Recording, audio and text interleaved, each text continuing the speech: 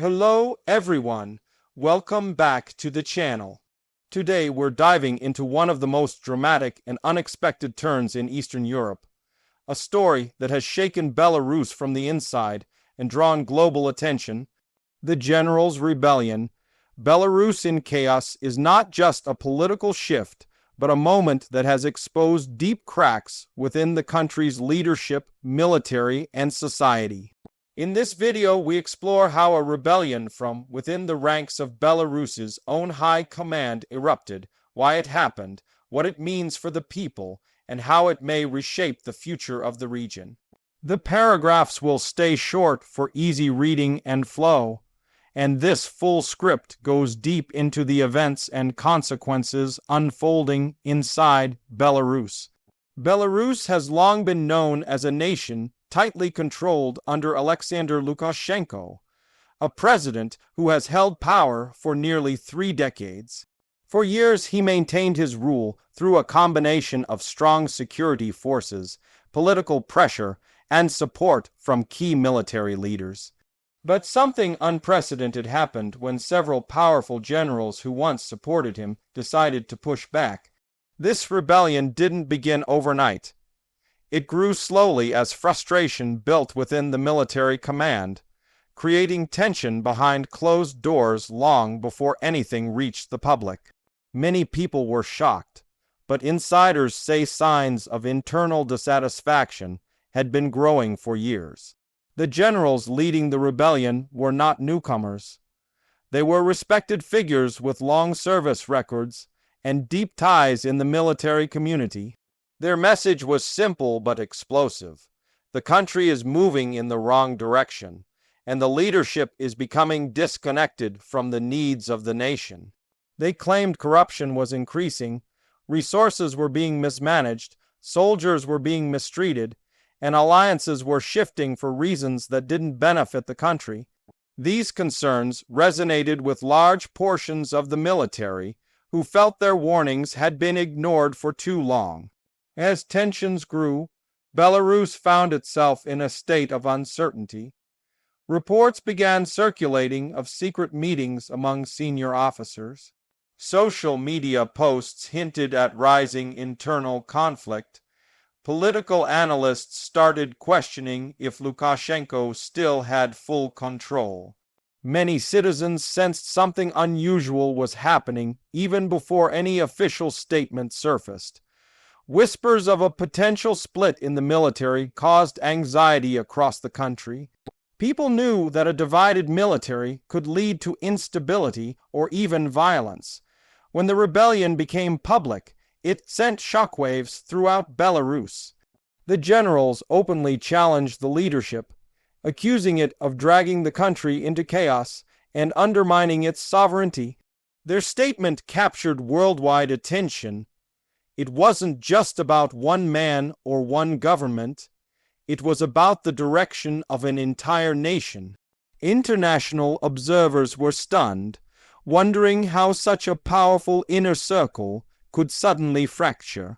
Opponents of Lukashenko celebrated the announcement, seeing it as a moment of justice, while his supporters called it betrayal. The rebellion didn't involve tanks in the streets or soldiers clashing in public. Instead, it unfolded through pressure, declarations, refusals to obey certain commands, and a rapid shift of loyalty within specific units. The generals used their influence strategically, convincing key officers to back them. This inside-out rebellion made it more dangerous because it came from the same people who were supposed to uphold order. The government tried to downplay it at first, but soon the scale became too large to ignore. Lukashenko's response was immediate and forceful. He accused the generals of plotting a coup and serving foreign interests. He insisted the country was united and that the rebellion was a small group of misguided officers. But many citizens didn't believe this narrative. They saw a leadership shaken by the most serious internal challenge it had faced in decades. The government deployed loyal security units near strategic locations, signaling that they feared larger portions of the military might switch sides. The situation quickly escalated into a national crisis. Economic activity slowed as people worried about what might happen next. Rumors spread daily, with some claiming that certain cities were quietly shifting allegiance. Others speculated the rebellion would grow if more generals joined. The uncertainty caused panic buying, increased border monitoring, and rising tension in rural and urban areas alike. Belarus, once known for its predictable political climate, entered a period of complete unpredictability. The generals behind the rebellion argued they wanted change without destroying the country. They insisted their goal was to restore stability by removing failed leadership and redirecting national priorities. They claimed Belarus needed stronger institutions, less corruption, and a future that respected the will of its people.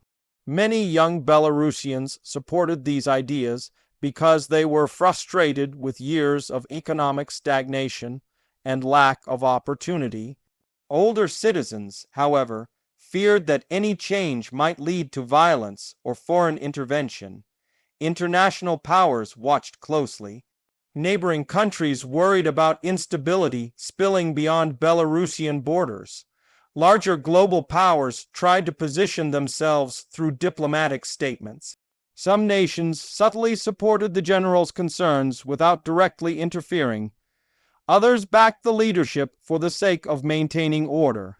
This created a geopolitical balancing act, where every reaction had the potential to influence the rebellion's direction.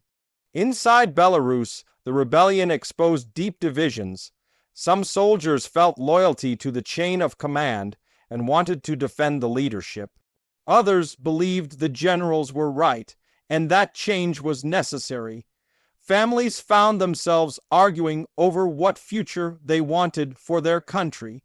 Universities became centers of debate.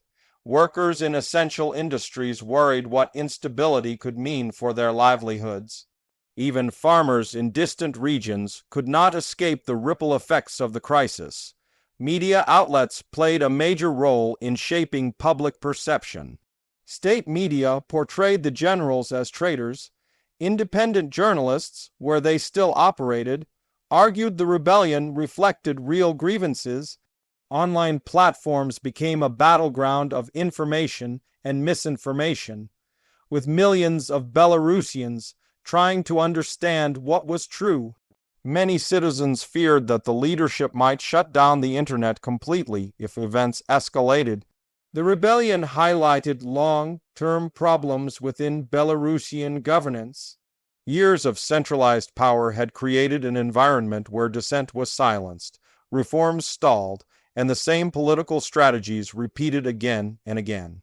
With the rebellion, these fractures became too visible to hide. The generals argued that Belarus needed new leadership capable of modernizing the economy, improving relations with neighbors, and reducing dependence on any single foreign partner.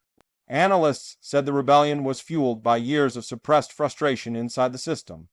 During this chaotic period, everyday citizens faced difficult choices. Some joined peaceful gatherings calling for stability and reform. Others stayed indoors, worried that any public activity during such a volatile time could put them at risk. Parents kept children home from school. Businesses shortened working hours. Communities tried to prepare for any possible outcome, from political settlement to further escalation. Despite the chaos, many hoped for a peaceful solution. Religious leaders, community elders, and civic activists called on both sides to avoid actions that could lead to violence. They urged dialogue, compromise, and a roadmap for the future. But mistrust between the leadership and the generals made negotiations extremely difficult. Each side accused the other of endangering the nation. As the rebellion continued, reports suggested that more officers were quietly shifting their support. This created a sense that the balance of power was constantly changing behind the scenes. the leadership responded by arresting some officers suspected of supporting the rebellion. These arrests fueled even more tension, with some calling them political repression and others calling them necessary security measures. In the midst of it all, the Belarusian people became the true victims of uncertainty. They faced rising prices, unstable access to services, and the constant fear that conflict might erupt. Many families considered leaving the country temporarily, unsure how long the turmoil would last. Others believed the crisis was a necessary step toward a better future, and that the country needed to endure this difficult moment. As the days went by, it became clear that Belarus would not return to its old political landscape. Whether the rebellion succeeded or not, it had already exposed weaknesses the government could no longer deny. It revealed a military that was no longer fully united. It showed a population ready to question authority. It demonstrated that even the strongest political systems can crack when pressure builds from within. The rebellion also had long-term implications for the region. Allies and neighboring countries recalibrated their diplomatic strategies. International organizations expressed concern about human rights and political stability.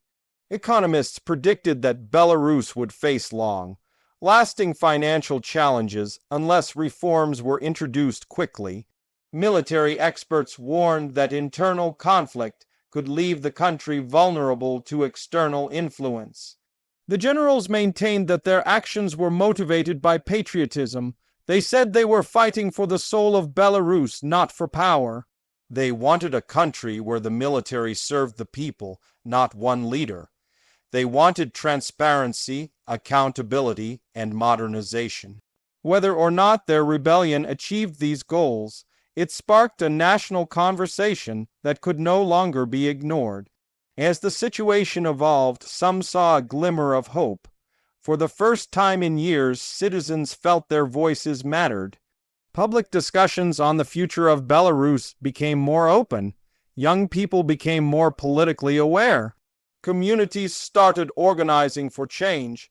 This newfound engagement indicated that even in chaos, the seeds of transformation were being planted. The leadership, facing unprecedented pressure, made promises of stability, security, and reforms.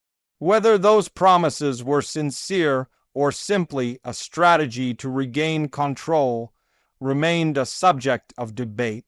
The generals, meanwhile, continued to insist that only real change, not symbolic gestures, could restore trust and prevent further crises. The world watched Belarus closely, knowing that the outcome of this rebellion could reshape the political landscape of Eastern Europe. Analysts predicted different scenarios. Some believed the rebellion might fade if the leadership managed to regain control. Others believed it could trigger broader reforms or even a shift in power. Still others warned of prolonged instability. What remained undeniable was that the generals had forced the country into a moment of reckoning. Their rebellion was not simply a military dispute, but a message about leadership, governance, identity, and the future direction of Belarus.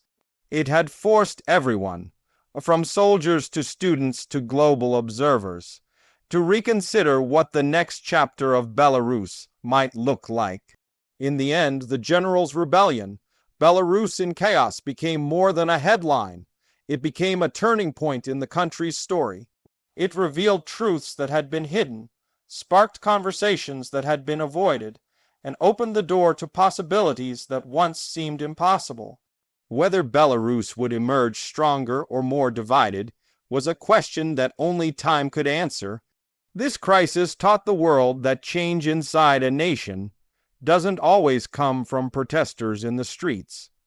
Sometimes it comes from those who once protected the system itself. It showed how fragile political power can be when the trust of key institutions begins to crumble. And it reminded the people of Belarus that they are not powerless, even under decades of strong rule. As Belarus continues navigating this chaotic period, one thing is clear. The world will continue watching, the people will continue hoping, and history will continue unfolding. And whether the Generals' Rebellion succeeds or fails, it has already left a mark on the nation's path forward. The story continues, and the future of Belarus remains unwritten. If you enjoyed this deep look into the situation, stay tuned for more detailed analyses and breakdowns of global events. Thank you for watching and supporting the channel.